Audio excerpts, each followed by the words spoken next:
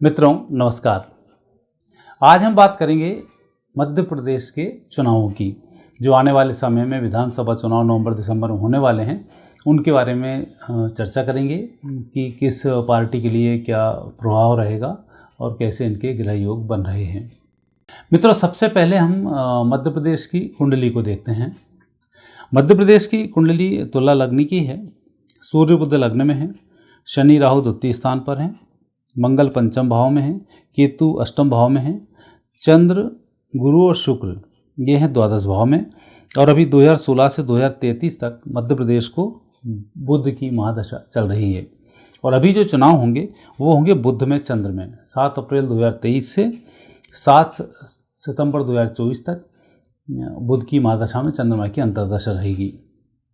मित्रों, मध्य प्रदेश का इतिहास तो ये रहा है कि यहाँ पर मैक्सिमम रूप से दो ही पार्टियों का प्रभाव रहा है। स्टार्टिंग में वामपंथी वगैरह का कुछ प्रभाव था जब देश आज़ाद हुआ था, और लेकिन उसके बाद मुझे लग रहा है कि 1976 के बाद तो फिर दो पार्टी का ही सिस्टम यहाँ पर चला है और यही यहाँ पर चलता रहता है। ये यूँ कहें कि भाजपा का पुराना गढ़ भी यदि देखा जाए तो मध्य प्रदेश ही है। यहाँ पर बहुत स्पष्टता के साथ बहुमत की यदि हम बात करें तो ऐसा कम समय होता है, लेकिन यहाँ की बड़ी विशेषताएं हैं। मध्य प्रदेश के लोगों की जो मानसिकता है वो मानसिकता भाजपामय है, राष्ट्रीयमय है। मतलब यहाँ का व्यक्ति राष्ट्रीयता बहुत पसंद करता है और देश के लिए, देश की राजनीति के लिए उसका एक अहम रोल भी होता है।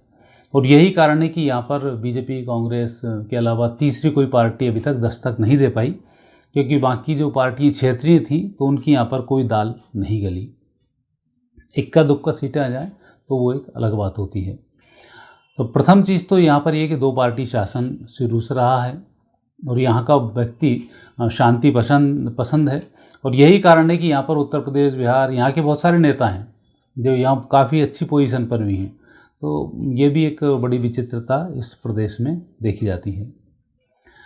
2018 का जो चुनाव हुआ, उस 18 के चुनाव में बीजेपी से अलग हटकर लोगों ने कांग्रेस की सरकार को चुना और बाद में फिर गृह योग ऐसे बने कि वापस बीजेपी की यहाँ सरकार बन गई।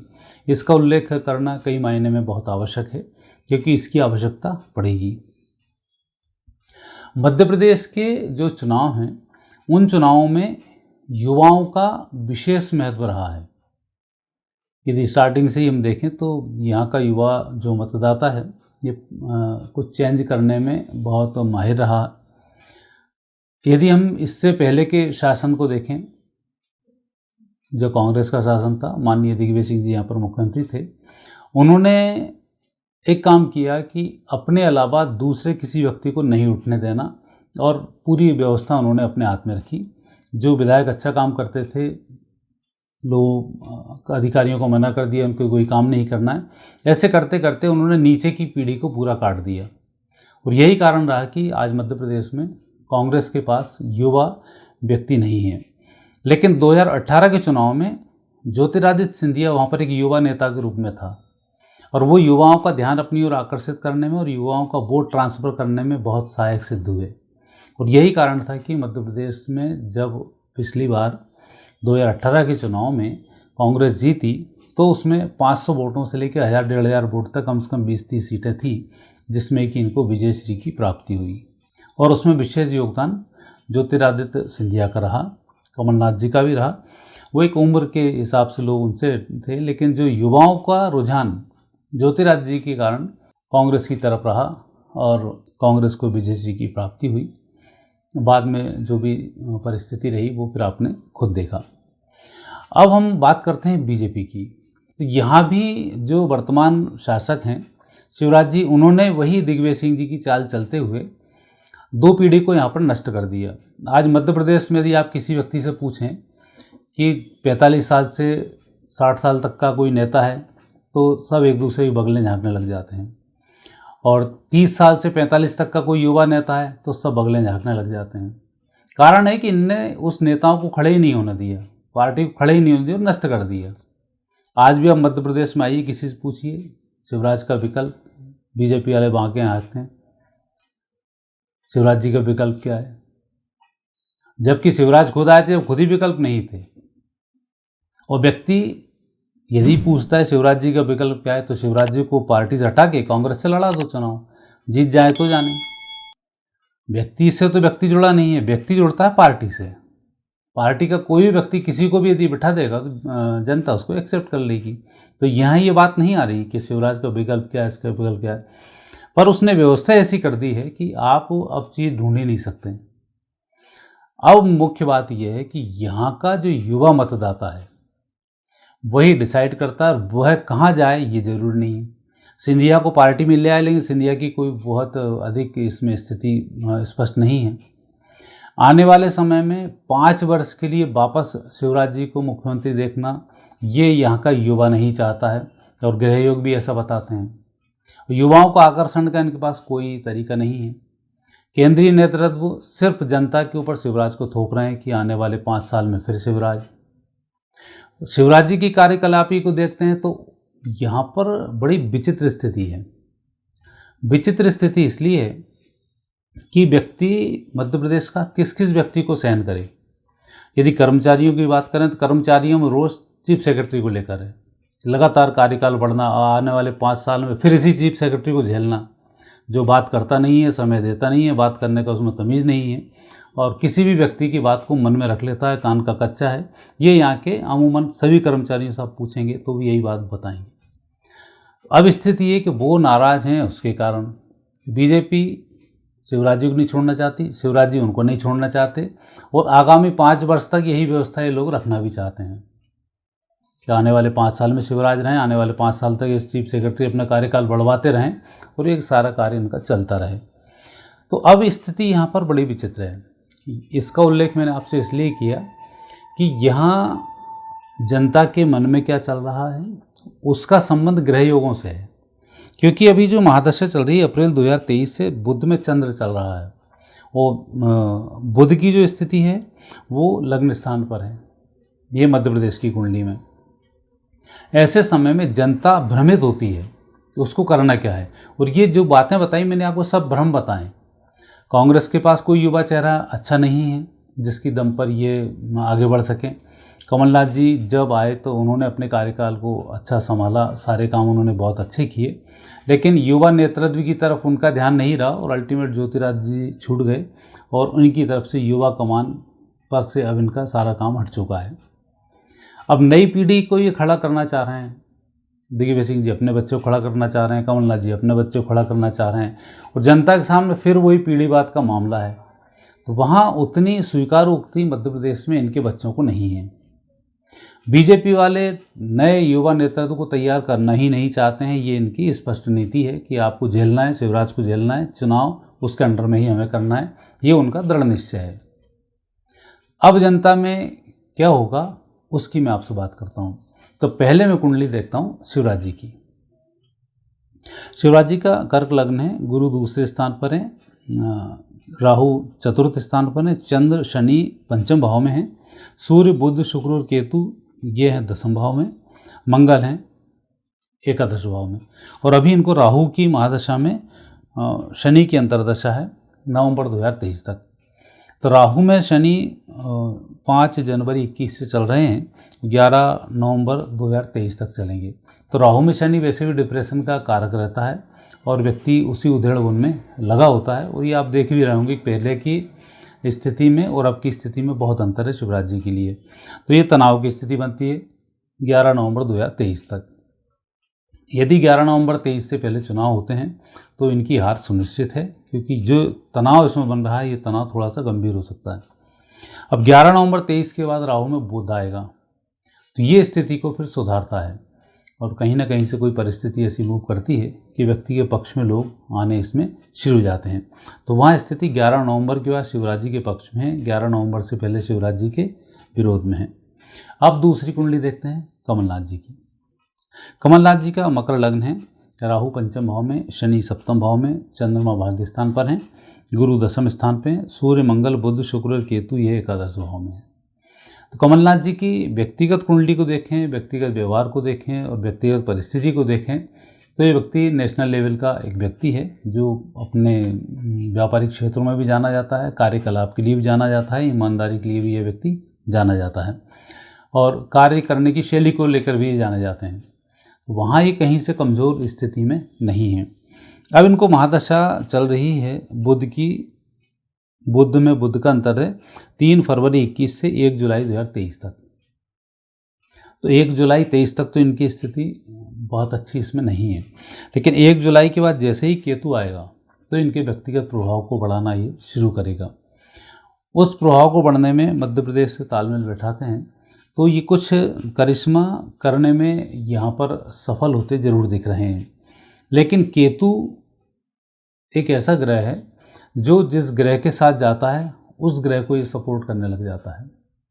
अब जैसे युवाओं की बात करें, किसी की बात करें, व्यक्तिगत कमलनाथ जी खुद युवाओं का चयन करें, खुद युवाओं को जिम्मेवारी सौंपें और युवाओं को हाईलाइट करने का काम करें तो यहाँ पर बात बन सकती है। लेकिन कमलनाथ जी यहाँ पर भरोसे हैं दिग्विजय सिंह जी के, और मध्य प्रदेश में दिग्विजय सिंह जी की जो जनता की मामले में उनकी इमेज है बिल्कुल जीरो है। कारण है कि जिस तरह से जो शासन चला वो आप जैसे ही बंटा ढार बोलते हैं तत्काल एकदम नाम एक ही व्यक्ति का दिमाग में जनता में आ जाता है। और आपने देखा पिछले कार्यकाल में जब कमलनाथ जी मुख्यमंत्री बने तो वो रबर स्टैम्प थे, बाकी के सारे काम दिग्विजय सिंह जी ही करते थे। और यही कारण है कि जनता ने अंतर्मन से सोचा था सरकार गिरनी चाहिए, और ज्योतिरादित्य जी ने जैसे ही बीजेपी से हाथ मिलाया सब लोग खुश, ये सरकार नहीं चलना चाहिए। यदि कमलनाथ जी अपने हाथ में बागडोर रखते जनता खुश थी। दिग्विजय सिंह जी की जैसे एंट्री हुई वैसे ही सब कुछ हुआ नेगेटिव। आज भी दिग्विजय सिंह जी जहाँ प्रचार करने जाते हैं वहाँ हार जाते हैं लोग, कैंडिडेट उनसे प्रचार करना पसंद नहीं करते हैं। कारण है कि एक इमेज का एक वैल्यू होती है, वो वैल्यू उसमें जीरो है और इसीलिए लोग उसमें चिढ़ भी जाते हैं। तो यहाँ पर कमलनाथ जी उन्हीं का सहारा लेंगे, फिर उसी पे आगे बढ़ेंगे। तो लोगों के दिमागों में वही जो उस समय लोग 21 साल में जब दिग्विजय सिंह जी आए, जब 21 साल उम्र थी, जब 35 साल का व्यक्ति बेरोजगार हो गया, तो वो जो व्यक्ति हैं उनकी आज उम्र जो चल रही है वो रन कर रहे हैं 45 से लेकर 55 के बीच में, या 45 से 60 के बीच में। तो वो लोग अपने बच्चों को दिग्विजय सिंह जी से लगाव नहीं होने देते, क्योंकि उन्होंने वो बहुत बेकार पीरियड देखा है जिसकी वो चर्चा करते हैं और बच्चों को उनसे जुड़ने से दूर कर देते हैं। तो इस चीज़ को कांग्रेस फुलफिल नहीं कर पाई। कारण है कि गृह योग भी ऐसे हैं मध्य प्रदेश के कि थोड़ी स्थिति यहाँ पर ठीक नहीं रही। तो कमलनाथ जी यदि अकेले मेहनत करते हैं, अकेले युवा टीम खड़ी करते हैं तो काफ़ी अच्छी स्थिति में वो आ सकते हैं और जीतने की स्थिति में भी हैं, क्योंकि जनता का रुझान अभी शिवराज जी के खिलाफ है, व्यक्तिगत शिवराज जी के, बीजेपी के खिलाफ नहीं है। यहाँ पर शिवराज जी सब कुछ सही हैं, व्यक्ति अच्छा है, ईमानदार है, मेहनती है, काम कर रहे हैं सब कुछ, लेकिन इतने लंबे समय तक अब जनता उनको नहीं देखना चाहती। ये एक जनता के मन में है। बुराई उनकी कोई नहीं करेगा, लेकिन अगला सीएम नहीं चाहिए, सीएम बदलो, ये हर व्यक्ति की राय यहाँ पर मैक्सिमम लोगों की बनती है। और उसी राय का फ़ायदा बीजेपी उठा रही है कि हम वापस उसको थोपना चाहते हैं और लोगों के मन में आक्रोश है। इस आक्रोश का नुकसान क्या होगा कि कई लोग तो वोट डालने नहीं जाएंगे, वोटिंग परसेंटेज कम होता है, इधर परसेंटेज ज़्यादा होता है, तो फिर बीजेपी के वहाँ पर हार की स्थिति बन जाती है। तो एक स्थिति ये बनती है। दूसरी, मध्य प्रदेश की अभी जो कुंडली बन रही है, ये कुंडली पहली बार से ही संकेत दे रही है कि यदि यहाँ युवा सीएम बनेगा तो मध्य प्रदेश का भला अच्छा होगा। लेकिन यह 2 पार्टी शासन है और दोनों पार्टी युवा नहीं देना चाहते, तो ये कर्म का सिद्धांत है। यहाँ कर्म के माध्यम से भाग्य को मध्य प्रदेश के रोका जा रहा है और यही कारण है कि यहाँ पर अस्थिरताएँ बहुत अधिक हैं। अनावश्यक रूप से धन खर्च कर करके लोगों को अपनी तरफ जोड़ा जा रहा है। धन की स्थिति यहाँ पर बहुत अच्छी नहीं आती है। आर्थिक रूप से देखें तो काफ़ी कर्ज में मध्य प्रदेश आज चल रहा है, सिर्फ इसलिए कि एक व्यक्ति को थोपना है तो उसके लिए जितना चाहे खर्च कर दो, पर हमें चाहिए वही। ये एक जिद इनकी बीजेपी की है। तो मध्य प्रदेश से इन लोगों के कहीं ना कहीं तालमेल डिस्टर्बेंस हैं और यही कारण है कि यहाँ पर हम लोगों को भी एक भ्रम होता है कि अब इसमें फाइनल कैसे करें, कौन जीतेगा कौन हारेगा। यही स्थिति कांग्रेस वहाँ लेके बैठी हुई, वो दिग्विजय सिंह जी को नहीं छोड़ना चाहती। यही स्थिति बीजेपी लेके बैठी हुई है, इसको नहीं छोड़ना चाहते हैं। जनता इसके पीछे पिसी हुई है और युवाओं का दोनों पार्टियों में कोई नेतृत्व नहीं है। 30 से लेकर 55 साल तक के युवाओं की कोई यहाँ पर वैल्यू दोनों पार्टियों में नहीं है। अब ऐसे व्यक्ति कहाँ जाएगा? आज कार्यकर्ताओं के लिए सम्मेलन करना पड़ रहा है, बीजेपी को कार्यकर्ता ही नहीं मिल रहे हैं। अभी चुनाव थे नगर निगम नगर परिषद वगैरह के, तो वहाँ इनको कैंडिडेट ही नहीं मिले, पुराने घिसे पिटे कैंडिडेटों से काम चलाना पड़ा, क्योंकि आपने नई पौध खड़ी ही नहीं करने दी।